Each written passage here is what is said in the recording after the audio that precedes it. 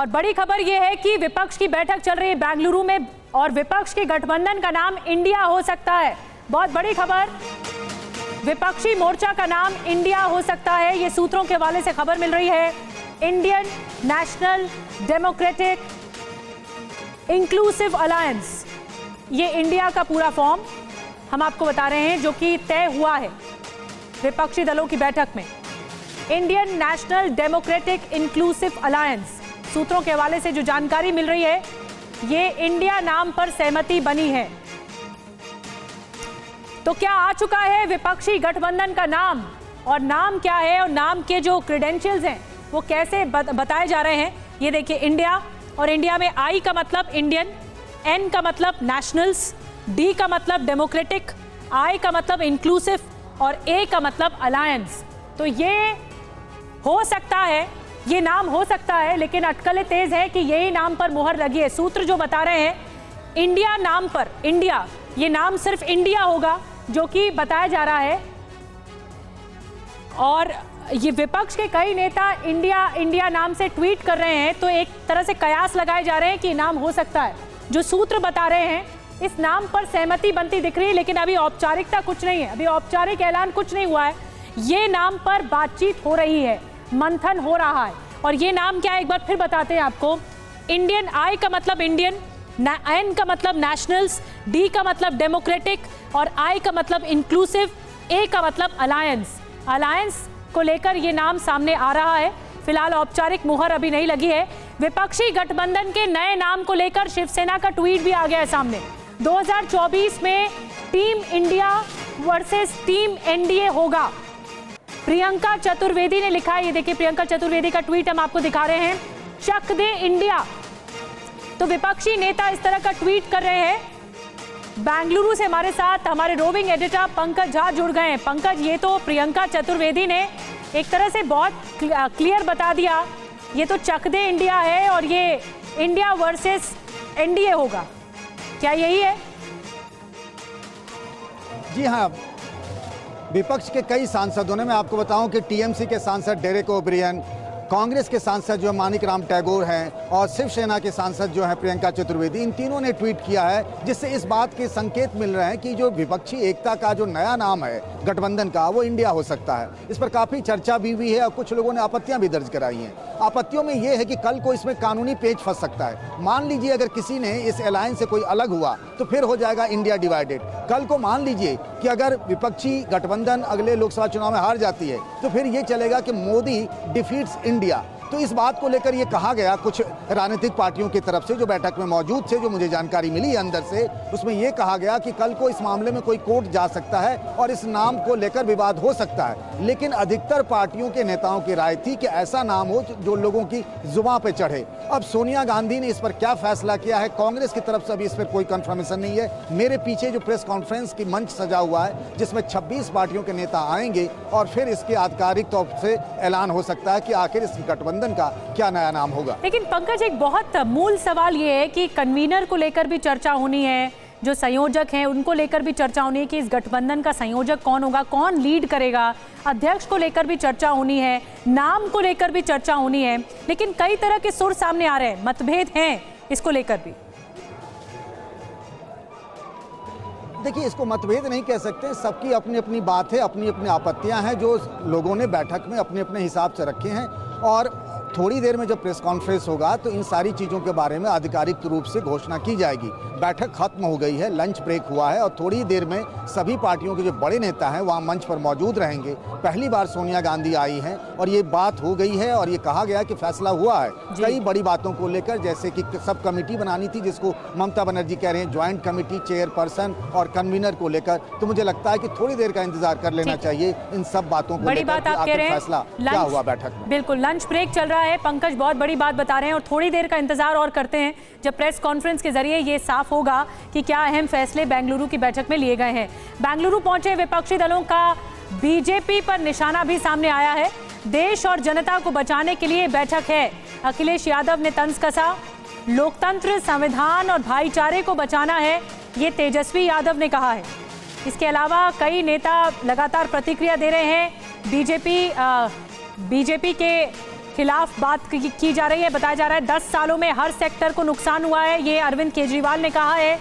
अलग अलग नेता अलग अलग बातें कर रहे हैं। मीटिंग से देश के लिए अच्छे नतीजे आएंगे, ये ममता बनर्जी ने कहा है।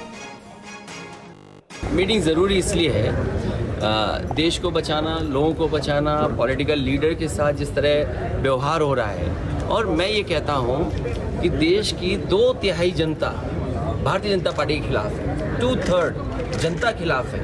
तो इस बार भारतीय जनता पार्टी का सफाया होने के लिए सब एक है। देश के लोकतंत्र, देश के संविधान, देश की जो भाईचारा है, जो डाइवर्सिटी है इस देश की, उसको बचाने के लिए हम लोग सब लोग एकजुट हुए। और जिस तरह से संवैधानिक संस्थाओं पर दुरुपयोग कराया जा रहा है, जिस हिसाब से देश की संपत्तियों को बेचा जा रहा है, चाहे किसान हो, चाहे युवा हो, चाहे महंगाई हो, इन सारे जो असल मुद्दे हैं, इन पर बात ना करके जो जहर की बातें जो हैं, जो नाकों से चलती हैं, और उसकी बात की जा रही है। आज हम लोग विपक्ष में हैं, लेकिन जो विपक्षी पार्टी है उसमें इतने अनुभवी नेता हैं। अगर आज हम तय करें, साथ में काम करें, जनता के मुद्दों को साथ लेकर चलें, जनता के बीच जाएं, संघर्ष करें, कोई कारण नहीं है कि 2024 में एक पलटी मिलेगी और एक अच्छी सरकार जो जन सहयोगी कार्य करे, संविधान को माने, देश के सबसे गरीब और कमज़ोर वर्गों को मुख्यधारा में लाने के लिए काम करे। I think this is a good meeting. This is a fruitful meeting, and it's a constructive decision. We will take it. All the agenda is very fruitful. Let us discuss it, and if the outcome today, what we discuss, after that the outcome may be the good for the people of this country. I think it is important because Mr. Narendra Modi got a chance to rule the country for the last 10 years. And he has made a complete mess of almost every sector in the country. He has created so much of hatred amongst the people. The economy is in shambles. There is so much of inflation. There is so much of unemployment in all sectors. So now I think it's a time that people of this country want to get rid of him. So everyone needs to come together and. वर्तमान सरकार के द्वारा जो देश में हालात बनाई गई है, उसी को लेकर आज ये एक बैठक है, उस पर डिस्कशन है। तो अखिलेश यादव से लेकर हेमंत सोरेन तक आपने सबको सुना, और अब एक और बड़ी खबर ये मिल रही है कि गठबंधन के नए नाम पर जेडीयू ने भी ट्वीट कर दिया है। विपक्षी एकता का नया नाम इंडिया, ये जेडीयू ने ट्वीट किया है। ये देखिए ट्वीट हम आपको दिखा रहे हैं जेडीयू का, जिसमें विपक्षी एकता का नया नाम इंडिया इस बात को लेकर कहा गया है, और ये क्रेडेंशियल्स भी बताए गए हैं। INDIA इसका पूरा फुल फॉर्म भी बताया गया है। विपक्षी एकता का नया नाम इंडिया, ये जेडीयू ने ट्वीट किया है। ये देखिए, हम आपको आइए बिग वॉल के जरिए ये ट्वीट दिखाते हैं। ये देखिए, जनता दल यूनाइटेड, ये इनका ट्वीट है, जिसमें साफ तौर पर लिखा है विपक्षी एकता का नया नाम India, Indian national democratic inclusive alliance, जिसमें हैशटैग भी किया गया है Mahagathbandhan, Nitish Kumar, unite we stand, opposition meeting Bengaluru. इससे साफ तौर पर समझ में आ रहा है कि जेडीयू ने ट्वीट कर दिया। इससे पहले शिवसेना ने, जो प्रियंका चतुर्वेदी का ट्वीट हमने आपको दिखाया, वो भी ये बात की तस्दीक करता है, आगे बताता है। अब एक एक करके नेता इस तरह के ट्वीट कर रहे हैं, और पंकज झा के पास एक बार फिर से हम चलते हैं, जल्दी से बेंगलुरु का रुख करते हैं। पंकज, ये देखिए जेडीयू ने भी ट्वीट कर दिया है इंडियन डेमोक्रेटिक अलायंस के बारे में। ये पूरा अलायंस बन गया और जिसका नाम प्रिसाइज और स्पेसिफिक रखा गया है, इंडिया।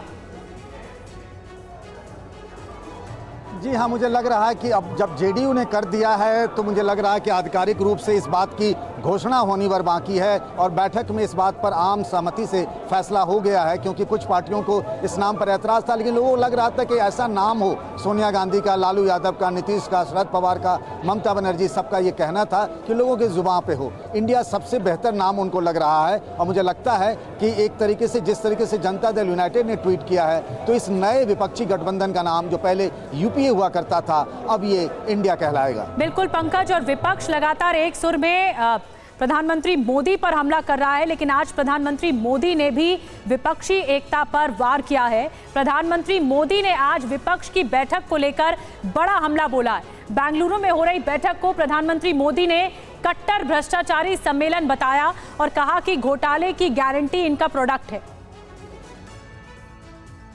आजकल ये लोग बेंगलुरु में जुटे हैं। एक जमाने में एक गाना बहुत मशहूर था, मुझे तो पूरा याद नहीं है, लेकिन मुझे याद आ रहा है। एक चेहरे पर कई चेहरे लगा लेते हैं लोग, एक चेहरे पर कई चेहरे लगा लेते हैं लोग। आप देखिए ये लोग कितने चेहरे लगाकर बैठे हैं। जब ये लोग कैमरे के सामने एक फ्रेम में आ जाते हैं तो पहला विचार देश के सामने क्या आता है?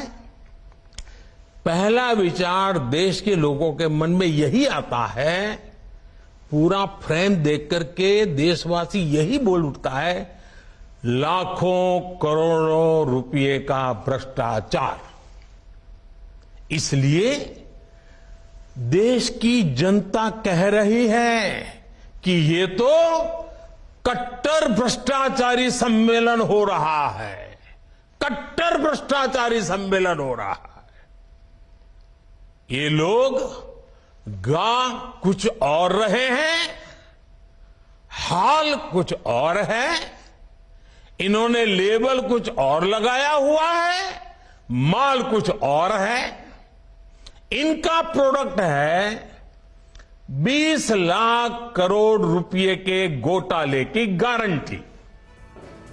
तो प्रधानमंत्री मोदी का सबसे बड़ा वार आपने देखा कि ये सम्मेलन कट्टर भ्रष्टाचारी सम्मेलन है।